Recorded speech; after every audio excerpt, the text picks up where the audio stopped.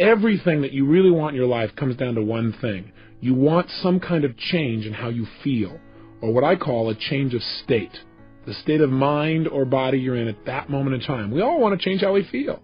Think about it. The only reason you want more money, you don't want little pieces of paper with pictures of deceased notables on it, do you? Of course not. You want money because of what you think it'll give you. You think it'll give you more freedom, more fun, or the ability to give to other people. You believe it's going to lead to some kind of pleasure if you want it. Say, I want a business.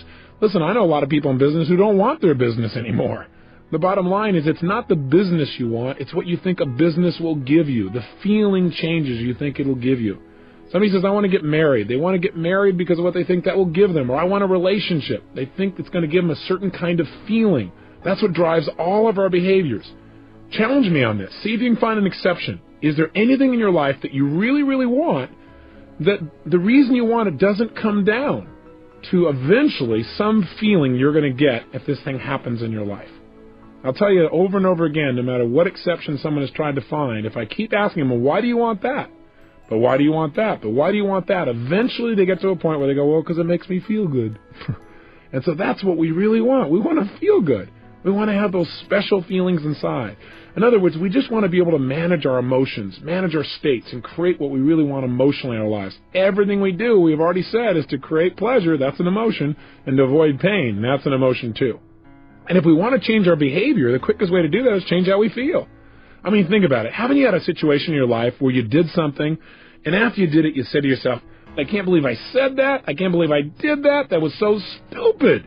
Have you ever had a situation like that? I mean, an area you're normally pretty smart in. You just did something really dumb. I know I have plenty of times. Haven't you also had the opposite experience, though? Where you were on a roll, where things were just flowing, where it was like you were unstoppable. And you don't even know how you were doing it. You were just like flowing, where after you did it, somebody said, you do that? And you went, yeah, that was me. Right? And you didn't know how you pulled it off. You were rather proud of it, though. Haven't you had those kind of times where you're just on a roll? So I got a question for you. What's the difference in your behavior? Why is it in one situation you perform brilliantly, in another situation you perform, how should we say, brutally? The difference is not your ability. What we do at any moment in time, in that moment, is based on the state that our mind and body is in at that moment in time. In other words, what people can do is absolutely incredible. What they will do is usually disappointing. And the difference is not their capability, but rather what state are they in right now. If every time they think about public speaking, they associate fear or pain, that's going to change their state. And all of a sudden they're going to feel tight in their body, and their whole emotional state will change, and they're not going to get the most out of themselves. But if whenever they think of public speaking, they think of absolute pleasure, they're going to be in a great state of mind, and they're going to get more out of themselves. I mean, think about it. When you're feeling really frustrated, do you behave the same way as when you're feeling like you're on a roll and things are flowing? Obviously not. You have the same ability, but things act and behave differently coming out of you.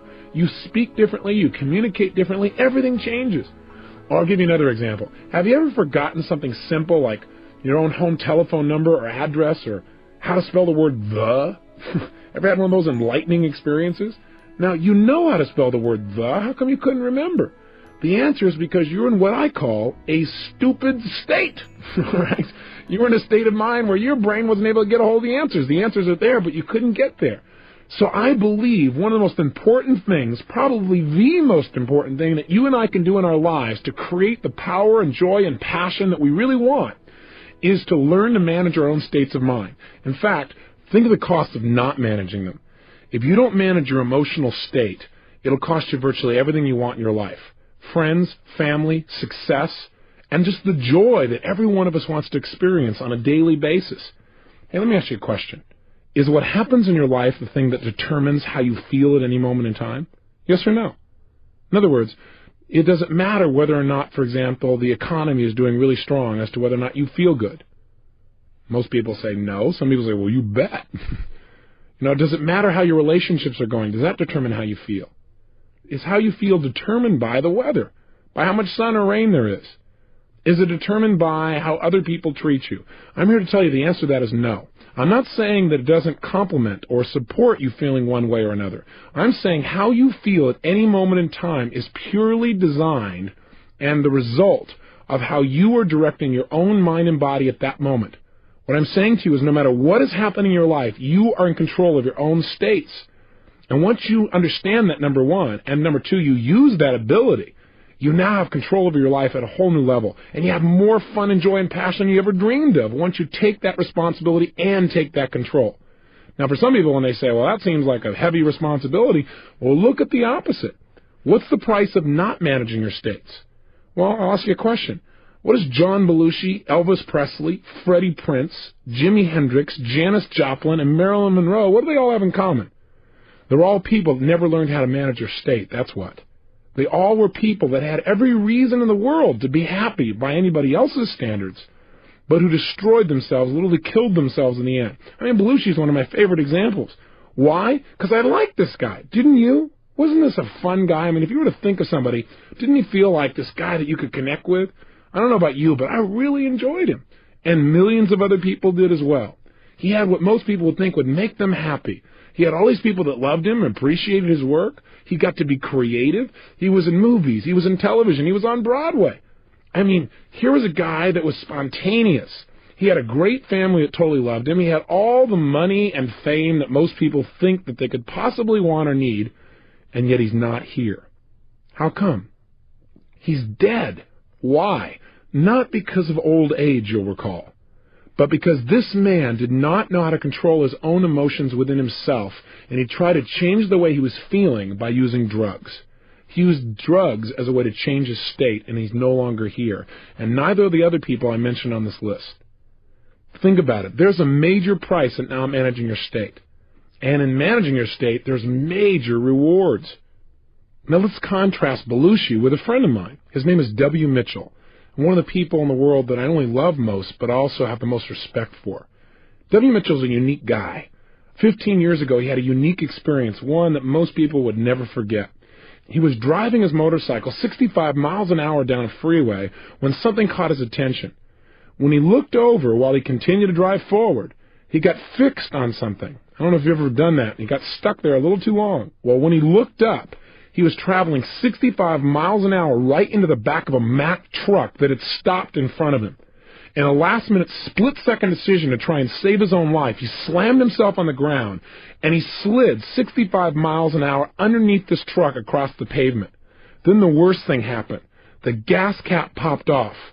Fuel spilled out all over the place, and then from the friction, exploded and ignited. 3/4 of his skin was burned off. His entire face was mutilated. His fingers burned all the way down to the knuckles.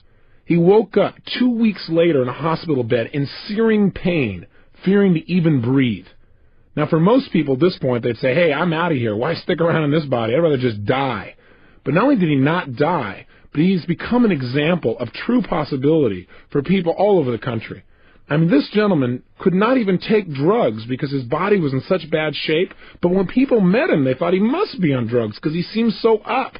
You know, they go in and talk to him, they feel bad, and he goes, hey, it's over, we just got to move on.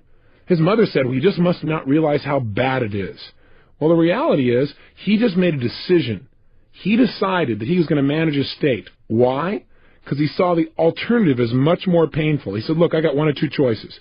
I can feel bad emotionally about everything I've lost and just make my total life a mess emotionally and have more pain to add to my physical pain, or I can focus on what I'm going to do, which means I can at least focus on something that could bring me some pleasure and get rid of my focus on the physical pain.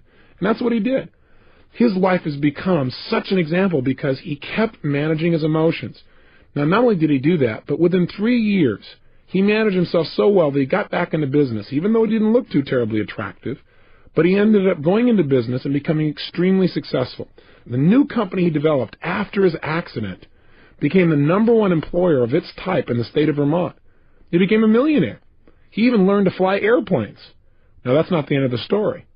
About 8 years later, he's flying his airplane with 3 other friends in Colorado, and he made himself a rather big mistake. He didn't go through his checklist, and he didn't notice that there was frost that had developed on the wing. And when he took off, he crashed. 3 people walked away. He was not one of them. He was paralyzed from the waist down for life. So they cut off his toes since he didn't need them anymore and sewed them on his hands so he'd have something to be able to grasp things with. He's stuck in a wheelchair now for life. Of course, he doesn't look at as stuck in a wheelchair. In fact, you say at this point he must have given up, right? No. Even after his wife left him, So he said, look, I don't want to be around a fried cripple. Even after all that, he still didn't give up. He turned around, and the city he was living in Colorado had some major problems. He decided to become the mayor of that town. After that, he decided to run for lieutenant governor of the state of Colorado. He placed third in a group of 6, and he ran on the issues, not on a sympathy vote. And he campaigned door to door. Now remember, this guy didn't look too terribly good. In fact, he used to wear a button that said, "Send me to the governor's mansion, and I won't just be another pretty face." Kind of a nice way to interrupt people's patterns and make them associate something new to you. Now, he didn't win the lieutenant governor's place. He still didn't give up. He now has his own radio show in Colorado, and he has found the woman of his dreams and remarried. So I've got to tell you that if you start to tell me, well, gosh, Tony, I got all these problems, it's hard to manage my state, just think about W. Mitchell.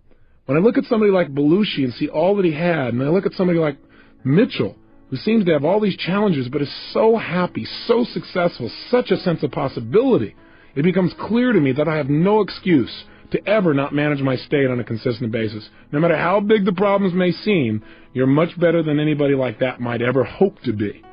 So how do we manage our states? Well, one, remember, I believe virtually everything in life comes down to why to first, then how to. I believe if you want to succeed, you got to have 80% of success is figuring out why to succeed, why to manage your state, for example. 20% is how. Here's the how. Let's do it quickly, and let's just get right to doing it and doing some exercises. There are 2 primary ways to control your state of mind and body. They are, number 1, controlling the way you use your physical body, what we call your physiology, and number 2, controlling your mental focus. That is what you pay attention to, what you think about, what you picture, what you say to yourself. Today we're going to focus on how to use our physical bodies to create the emotions that we want at any moment in time. And then on your next tape, we're going to work on how to control our focus, how to control the mental imagery and pictures and things that we think about in a way that immediately changes our state as well. Let's start and focus again today on physical movement. Now I want you to think about something here. In order to feel anything in your life, you feel it through your nervous system, through your physical body. Now if I told you I know someone who is totally depressed, I bet you could tell me about the way they move or even their posture, and you would probably have an accurate representation.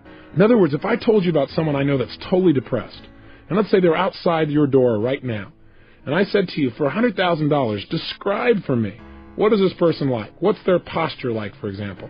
What would you say? Most people will say, slumped over. Where's this person's head? Most people will say, down. Where are their eyes? Again, most people will say, down. Where is this person's breathing? Is it full or shallow? Again, most people say shallow. And where is this person's facial expressions? Are their muscles in their face pulled up and tight, or are they down and slack? Again, most people say slack. How did you match up with these descriptions?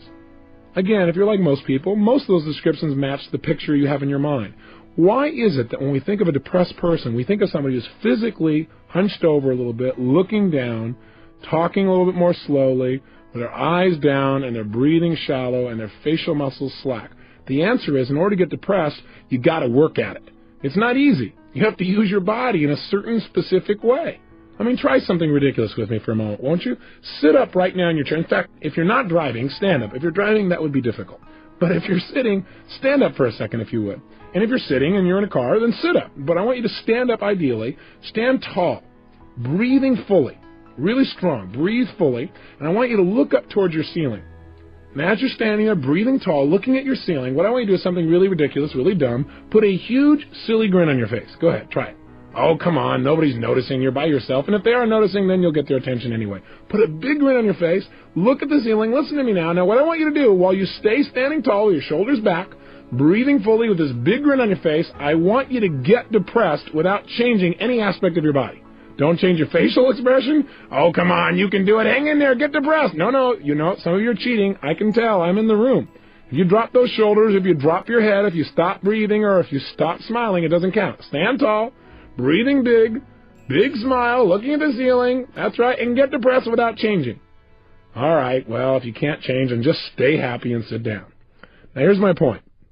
You might say, what does this got to do with state management? Are you saying every time I don't feel good, I should stand up tall, stare and grin at the ceiling? Yes. No, there are many ways to do this, but this is one. My point is this. How come when you stand tall and you breathe and you have this big grin on your face, how come you don't feel depressed? The answer is because it's pretty difficult because you're sending a totally different message to your brain. See, the way we move our facial muscles, the way we gesture, the way we physically walk, the pace at which we talk, all of these things determine how we feel in any given moment. If you don't like the way you're feeling, rather than trying to pump yourself up intellectually going, oh, I feel good, I feel good, I feel good, or doing a bunch of affirmations where I feel good, I feel good, I feel good, I feel good, and your brain goes, BS. That's not enough. What you've got to do is change the way you're moving. I mean, think about it. When you were growing up, didn't you have a parent that told you, hey, look, if you're depressed, go do something? Why did that work? Because when you go do something, you change the way you move, you change the way you breathe, you change what you're focusing on and what you're paying attention to, and whammo, you have an emotional change, a state change, if you will. So I want you to realize the power of your own physical body. When I was struggling, I had no idea the power of my body. I was at the effect. But you know what? I still use these tools. I just used them in the wrong way. Hey, listen, you already know the power of your body. When you don't like the way you feel, what do you usually do? I'll tell you what most Americans do. They do something to change the way they feel by changing their body, by changing their biochemistry. What do? They do things like drink alcohol. Why? Because the minute you drink alcohol, does it change your state? You bet. You behave differently when you're in a different feeling state? You better believe it. Guy goes, yeah, man, I sure do. The bottom line is you changed your biochemistry. As soon as you did that, that was changing physiology, and your emotions and feelings and behaviors change instantly. Now, a lot of people in our society, when they don't like how they feel, they change their body and change the way they feel by using cigarettes. They smoke, and therefore they breathe differently. When they breathe differently, they feel differently. When they feel differently, they behave differently. So they don't like how they're feeling. They're feeling a little tight. They're feeling a little frustrated. They're feeling a little stressed. They smoke a cigarette, and they think the cigarette makes them feel better. What makes them feel better is the fact that they're taking nice, deep, slow breaths. Why not try it without the cigarette? What a concept. Amazing. The bottom line is you can change just by changing your breathing alone. Now, what else do we do? Well, a lot of people, when they don't like the way they feel, what do? They eat. You know, they go, I don't feel good, and they eat. And then they get fat, and they look in the mirror, and they don't like how they look. That makes them feel worse. So they don't like the way they feel, so they eat some more. Right? And then they're caught up in that loop again. Have you ever been there? So food is another way we try and change our physical body in order to do it. Some people just go to sleep.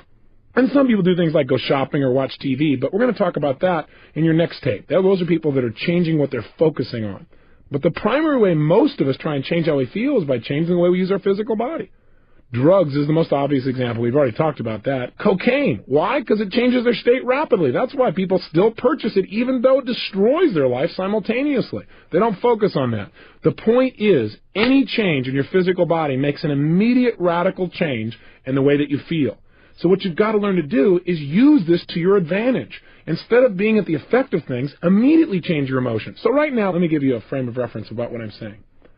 I learned a long time ago that if I really wanted to succeed on an ongoing basis, I probably needed to measure my level of emotion, my level of intensity. I got a lot of this by working with professional athletes. I noticed that most athletes are really conscious of and pay attention to managing their emotions and their states. And you watch a tennis player, and every time before he hits the ball, he bounces the ball the exact same way, the exact same rhythm, kind of anchors himself, if you will, or triggers himself back in a state. Football players do it differently. They grab their other buddy's head and they go wham, wham, wham, and smack heads with him, and they feel good. Baseball players, they spit, grab their legs, scratch the ground, but they do certain things every time to get themselves in state. And as I started to work with professional athletes, people like the Los Angeles Dodgers or the United States Army or individual Olympic athletes, every one of them focused on are they ready or not, kind of checking their state. But you see, in life, I think life is not black and white. I look at life as having many hues and colors and shades. So one day I pulled one of these guys aside and I said, look, it's not are you ready or you're not. Let's try a stupid game, okay? Let's pretend we're going to measure your level of power and readiness on a scale from 0 to 10.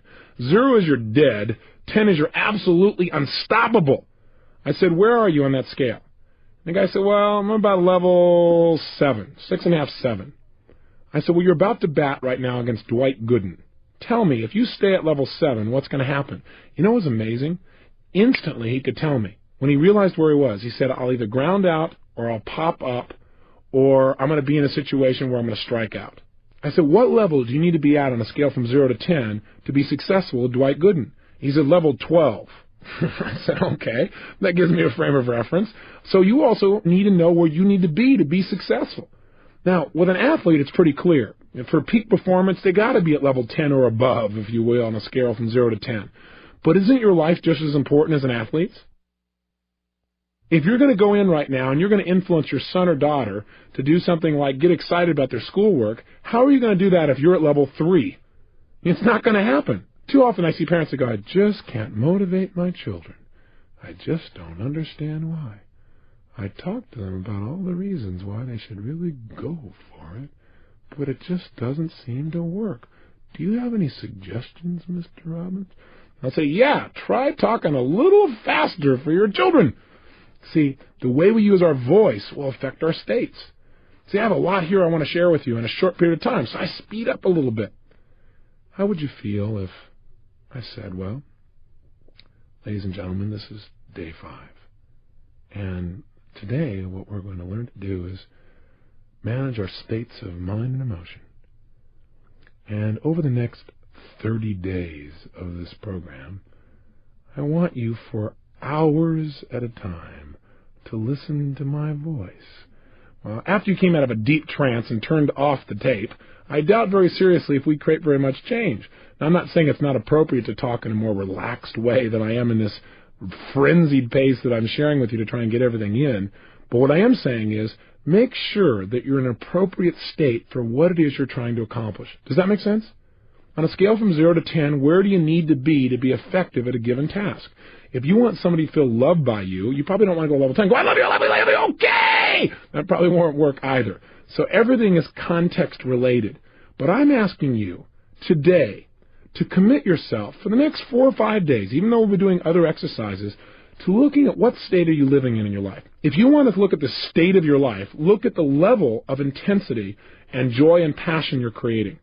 Where are you today on a scale from 0 to 10? Or better yet, before you started this 30-day program, where were you? Do you remember that first day? Before you got the tape program or anything else, where were you on a scale from 0 to 10? You remember where you were, first of all? Think about it for a moment, if you would. Where were you? What was your state like? Where were you on a scale from 0 to 10? Now I want you to think of something. Where were you after you finished that first tape on a scale from 0 to 10? Most people that we followed up with and interviewed with are usually at level 8 or above. And when they started out, they were in level 6 or 5 or 4 or 3. And so what I want you to do is do it without me. You don't need me to change your state. You need you. You need to move your body differently, and you need to pay attention to where you are. Use the state that's most appropriate for where you need to be for the given situation. So let me give you, first of all, some specifics about how you could change your body. I've mentioned a lot of them, but let's be really precise. The number one way that you can change the way you feel at any moment in time is to change the way you move. The reason is this. In fact, you might want to remember this phrase. Emotion is created by motion. The way you move your physical body is the fastest way of changing your emotions. So, for example, if I'm not feeling passionate and I want to, instead of pumping myself up, all I have to do is clap my hands or move my hands rapidly. I make a rapid gesture. Not a little minor one where I just push my hands out a little bit and then bring it back at a slow pace, but I mean speed, acceleration, if you will. If you speed up the quality of your movements, you will instantly change your emotional state and your intensity. So try it right now. Even while you're listening to me, here's what I want you to do. Take your hands and put them together so that you're touching them almost like in a praying motion. And what I want you to do when I say now is, at the pace I say, I want you to pull them apart and just gradually pull them out to your sides at the pace that I count, like 1, 2, 3, 4. Okay, and by the time I hit 4, you should be level with your shoulders. Okay, let's try it. Your hands are together, and just notice what happens to how you feel. Ready? 1, 2, 3, 4. Okay, bring your hands back together. 1, 2, 3, 4. Again, 1, 2, 3, 4. Again, 1, 2, 3, 4. This is known as a state of absolute boredom. Right? So let's try something new. Let's try moving more rapidly. This time, instead of 1, 2, 3, 4, when I say now, I want you to pull your hands apart and don't limit them to the length of your shoulders. I want you to literally pull them apart and pull them out as far as you can, like extending your entire wingspan. Now be careful on this. Look around you before you do this to make sure you don't hit anything. And let's have some fun. Do something silly. I know it seems ridiculous, but just try it. Now if you're driving, this is not useful. Keep one hand at least on the wheel and try it with the other one. Okay, here we go. Your hands are together. And when I say now, I want you to literally bring them out, explode them out to your sides, and extend your fingers and everything out as far as it can go. In other words, you're going to take your hands and make them go as fast as they can apart all the way out and extend them. Ready? 1, 2, 3, go! Whoomp. And just feel that. And bring your hands together again into a clap. Okay, and then do it again. Out as fast as you can. Go. Whoomp. As fast as you can. Bring them in. And again, out as fast as you can. Whoomp. Again, in. Again, out fast. Whoomp. Now, if you do this about 10 times, you will feel what we call a state change. Do you feel it now?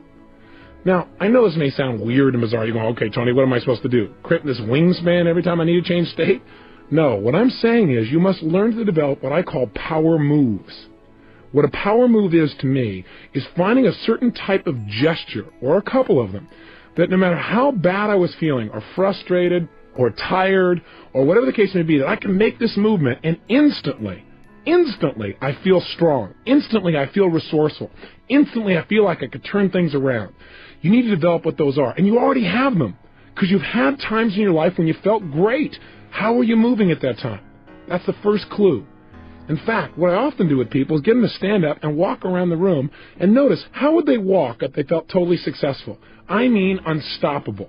Try it right now. Oh, you're going, well, I'm in the car. Great. If you're in the car, then you can try this later on. But if you're actually listening to me and you're not in the car, stand up right now and try something. Come on. Don't just listen to me. Stand up. Come on.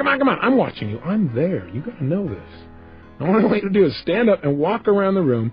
And what I want you to do is, first of all, walk the way you normally walk. Just, walk around in a circle or walk straight back and forth. Notice how that feels. Come on, you can do it. There you go. Now, what I want you to do now is make a state change. And I want you to, if you would, imagine that you feel absolutely strong and unstoppable. I mean, in your power. And what I want you to do is just walk around the room as if you felt unstoppable and powerful. And move your body the way you would be if you were unstoppable and powerful. Go ahead and try it right now. Go ahead, walk around the room and actually strut the way you would strut if you felt unstoppable and powerful. Make a gesture or two the way you would if you felt unstoppable. And then go back to the opposite again. Go to feeling not confident, not sure, and walk around the room not sure about whether you can succeed, making gestures like you're not sure. Feel the difference in your body. I want you to get an example of that. Then back to confident again. Make it strong. They say, what if I'm listening in the car? Well, if you're listening in the car, all I want you to do is sit right now, or even if you're sitting down, come back with me right now and sit down. What I want you to do is just notice how you can change your state from being bored and tired to feeling energized just by changing your body. So try this. First of all, sit the way you'd be sitting right now if you had 5 times more energy than any other time you can remember. Come on, go for it. Don't just listen. If you're just going to listen to this tape and not follow through, turn it off. But if you're going to go for it and make changes, then play with me, okay? Sit up in your chair right now. Come on, sit up the way you'd be sitting if you had 5 times more energy than any other time. Breathe right now the way you'd be breathing if you felt strong and excited and energized. Put a facial expression on your face right now like you'd have if you felt totally passionate and excited. No, it doesn't look like this. Come on, put a big grin on your face or a big feeling of energy. There you go, good. And make sure you gesture that way. Notice how this feels. Now, if you don't feel any change, it's because you've not made a radical enough body change. That is, change your body really major. Create more tension, more excitement, whatever it takes. Now, go from this state to being in a state of boredom. Go ahead. Sit the way you'd be sitting if you were bored and tired. That's it. And just notice how that feels. Go ahead. Really bored and tired. You know. And as you're sitting there bored and tired, I got a question for you. Did you change your body to do it?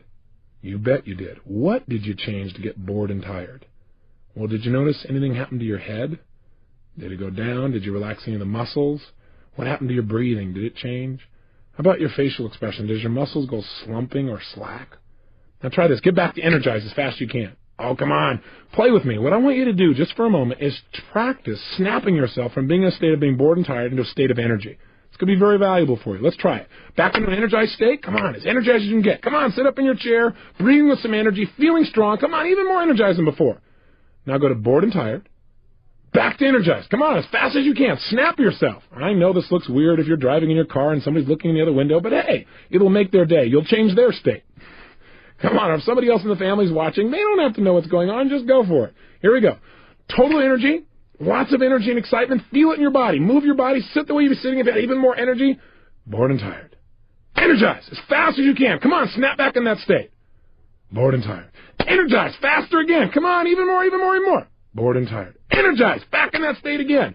Feel it and just stay there. Stay in an energized state. Now, you might say, well, this sounds weird. Let me ask you a question. How valuable is it for you to be able to go in life, in business, in your job, in your personal relationships, from being bored and tired and wiped out to being in a peak state. How important would that be to increasing the quality of your life, say on a scale from 0 to 10? I'll tell you, I think it's a level 9 or 10 or above. And I think you probably would too. So developing new ways, new habits of moving your body is the single most powerful way to change state. Here's another quick way. Change your breathing.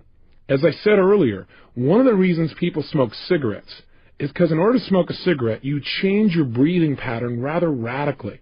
When people eat food, oftentimes they feel better afterwards because they fill their stomach up, and it changes the way they feel and the way they breathe. With all that food in there, things slow down. They feel less stressed. Almost every yogic practice that I've ever studied or noticed teaches some kind of breathing pattern as part of how to change your emotions and the way you can grow spiritually, if you will. So changing your breath, try different breaths, breathing faster, breathing slower, and discover what breathing patterns work best for you to create the changes that you want. Thirdly, learn to manipulate your face. I teach people in seminars how to do what I call facial aerobics. What that means is doing many different expressions as you possibly can in a short period of time, so that what happens is you really have access to different emotional states. Do you know you have over 80 different muscles in your face? And a slight change in your facial muscle instantly changes the way you think and the way you feel. There was a study done at the University of California at San Francisco where they took manic depressives, and all they did was change their facial expressions, made them smile on an ongoing basis. These are people who are manic depressives, bear in mind. People who normally need drugs to change the way they feel. Not one of those persons, while they were able to keep smiling, was able to feel depressed. In fact, some of them began to manage themselves by smiling for 20 minutes at a time for no reason. And pretty soon they began to feel great, and they began to develop a new habit. Do you have habitual facial expressions of grimacing or frustration, where you crinkle up your nose or your eyelids or your forehead or something else that you do on an ongoing basis? I'm here to tell you that those habits create those negative emotions in your body on a regular basis. You need to develop some new habits of using your face. And finally, one of the ways you can manage your state best is to control your diet. And I'm not going to teach you a health seminar here, although I do those across the United States. I do want to say this to you, that most of us in life do not pay attention to what we're putting in our body. And what you're putting in affects deeply how you feel emotionally. Blood sugar, for example, alone makes a radical shift in how you feel emotionally. So if you aren't paying attention to how you're eating and you're throwing anything you possibly can in that body without looking at the consequences, you're going to pay an emotional price. Many times, hyperactive children or people that are having major ups and downs in their life, it just comes from some basic, simple dietary approaches. If they made a few simple changes, they'd live a much more balanced emotional life. So my challenge to you is to study health, to find out not how to throw your pendulum and go off on the deep end on some bizarre diet, but how can you make sure that the way you're breathing, the way you're moving, and the way you're eating things is giving you as much as possible to your life and not taking away, not throwing your life into a pendulum. Make sure that you have that physical energy and drive. It comes from having enough sleep and eating well. For now, though, I want to have you focus on one emotional state, because I'd like you to be able to trigger a state change anytime you want. And that emotion is the one I note as passion. As you may have picked up, I'm a fairly passionate person. And I talk about that at the end of each tape because I think out of a state of passion, you can create almost anything you want in your life. I think most people in life want passion. They want that drive, that attraction to life. They want that juice in their relationships, in their business, and their ability to learn.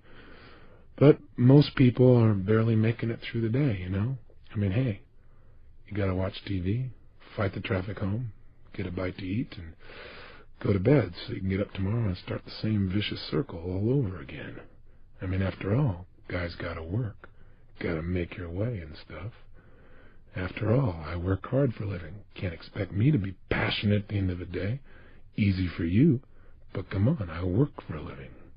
Let me just tell you something. I used to believe that kind of stuff, and I used to feel that way too. Am I saying you can't talk slowly and be passionate? Absolutely not. I can talk quietly and still have passion coming through in my voice, in the way I'm speaking to you, in the way I feel inside. But that's passion. This is not passion. If you want passion, you got to talk like you're passionate. You can't talk like you're bored and feel passionate. It won't work. Your body will lead your mind. Take care of it. How can we use this knowledge? Simple answer. I want you to do it by doing the following. In a moment, at the end of this tape, Your only exercise today is to do this. I want you to absolutely whip yourself into a passionate state. And if there's somebody there, I want you to talk to somebody about something, and I want you to do it 2 different ways. Talk to them about something you believe in, something you're really usually pretty excited about, but do it in a dispassionate way.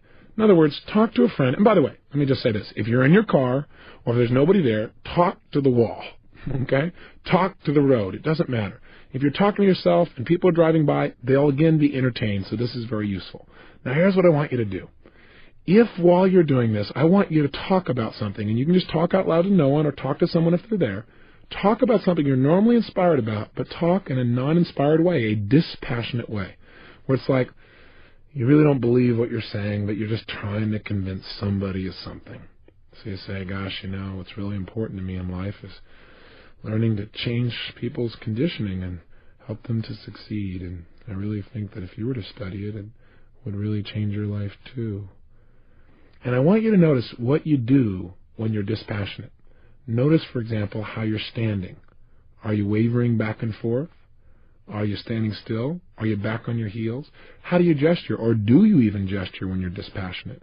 How do you use your voice? What's the volume? What's the tempo? What's the tone of your voice? What do you do with your facial expressions when you're passionate versus dispassionate? Pay close attention. And then what I want you to do is, and really go for it. For 2 or 3 minutes, be totally dispassionate. And notice how it feels to be dispassionate. I doubt if you'll like it too terribly much. Then what I want you to do is change your state completely, and I want you to go to the other extreme. I want you to talk to yourself or the wall or your radio or the crowd or the traffic or your friend in a totally passionate way where you're more inspired, more excited, more passionate than you can ever remember being in your entire life. I want you to go for it 1,000%. And while you're talking to whatever it is, go for it 100%. Don't go, oh, this is stupid. No, all right, I'll try it halfway. Do it all the way or don't do it at all. If you're not going to do it at all, give this tape program to somebody who will follow through. But if you're one of those people, then go for it, okay?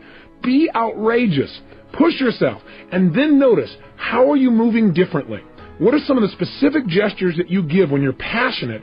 And where are they? What's the difference in the quality of them? What's the difference in how you use your voice? What's your volume like? What's your tempo? What's your facial expressions like? Again, notice the difference. When you're done, here's your assignment. Your assignment is pull out your success journal and record the difference. In other words, what I want you to do is leave this session today having knowledge of the buttons in your brain. In other words, if I notice that if I take my right hand and I actually snap it out in front of me very, very fast, that when I'm passionate, I tend to do that making a point. And when I'm dispassionate, my hands are below my waist or just kind of hanging out there. Then the next time I want to be passionate, even if I'm not feeling passionate, I can just snap my hand out there and immediately it's there. If I notice that when I'm dispassionate, I talk kind of quiet and tired and stuff. But when I'm passionate, I speak a little more rapidly. Then if I want to get passionate, I just start speaking more rapidly immediately, and pretty soon I immediately feel passionate as well. If I notice that when I'm dispassionate, I'm back on my heels or leaning away from somebody, but when I'm passionate, I'm leaning into them, talking and gesturing, then I start leaning into somebody in order to feel passionate towards them. In other words, find out how your brain works. You are different than me or anyone else you're going to meet. Find exactly what triggers passion within you in terms of movements. And experiment. What would be a kind of move you could make that immediately would make you feel strong, even if you were afraid a few moments ago? So let me be clear. Here's your exercise. 1. Talk to something or someone in a dispassionate way about something you're normally inspired about. Dispassionate, or you don't really believe it or feel it. 2. Change your state and get absolutely passionate, where you feel more excited, more energized, more passionate than ever before. 3. Dissect in your mind the difference in how you moved, how you breathed, how you use your face, and how you use your voice, and record that in your success journal. And finally, today, experiment. At some point in the day, you don't feel very inspired, or you don't feel anything in particular, snap yourself into a powerful state. Or ask yourself, where am I on a scale from 0 to 10? If you find you're at level 4 or 5 or 6, to me, that's a pretty boring way to live life. Maybe you want to amp yourself up, crank yourself up to level 8 or 9 just by changing your movement. Or maybe you want to be able to go from being totally excited to relaxed just by changing your breathing or your tempo or your gestures. Because being able to relax quickly and easily is sometimes and oftentimes as important as your ability to get yourself excited. The only reason I push in the other direction is I think most people have the ability to get in this state. They may not have the ability to get in the other one. Whatever you're already good at, make it better. Whatever state you're not good at getting in, practice getting into it until you can absolutely make the change you want as fast as you can think it. Remember, any emotion you're feeling is based on how you're moving. Little movements like breathing and big movements like gestures and facial expressions. Take control today and experiment and explore. Have the adventure of discovering how you can use your body to immediately direct your mind and your emotions.